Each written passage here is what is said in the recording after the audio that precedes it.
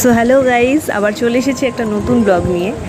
আমার হাজব্যান্ড রাত্রেবেলা পায়েস রান্না করছে, তাও আমার জন্য। কিন্তু কেন? Surprise, right? ওয়েট করো, ক্রমশ প্রকাশ্য।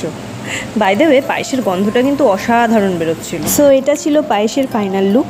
দেখতে যতটা ইয়ামি, খেতে তার থেকেও বেশি ইয়ামি ছিল। সো বর আমাকে রাত 12টার সময় জন্মদিনে উইশ করে পায়েস খাওয়াতে চলে আসলো। লিটারালি আমি ঘুমের চোখে তখন বসে পায়েস খাচ্ছি। Please ignore me.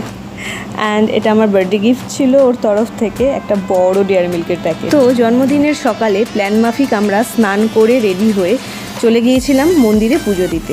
দিনটা যেহেতু মঙ্গলবার ছিল, তাই আমরা বজরংবলীর মন্দিরে চলে গিয়েছিলাম। সাথে কিছু ধূপকাঠি, মোমবাতি, লাড্ডু আর ফুল কিনে নিয়েছিলাম। তারপর আমরা ওয়েট করছিলাম মন্দিরে পুজো দেওয়ার জন্য। তারপর আমি নিজের মনের ইচ্ছে ঠাকুরকে বলে ভক্তি ভরে প্রণাম করে তারপর ধূপকাঠি মোমবাতি ধরিয়ে বাড়ির দিকে রওনা দিই। বাড়িতে এসে দেখি এলাহি ব্যাপার, সকালের জলখাবারে লুচি আর তরকারি, আর দুপুরের স্পেশাল মেনু যেহেতু মঙ্গলবার, পোলাও, পনির, 5 রকমের ভাজা, পায়েস। ওরে বাবা, সারপ্রাইজ এখনও শেষ হয়নি। বিকেলে দেখি দিদি আর ভাগ্নি অনলাইনে আমার জন্য কেক অর্ডার করে পাঠিয়েছে। তো বসে পড়লাম কেক কাটতে উইথ মাই ফ্যামিলি। আচ্ছা, দিদি আর ভাগ্নি কিন্তু ভিডিও কলে। সো এইভাবে আমি আমার বিয়ের পরের ফার্স্ট বার্থডেটা সেলিব্রেট করলাম। Thank you all.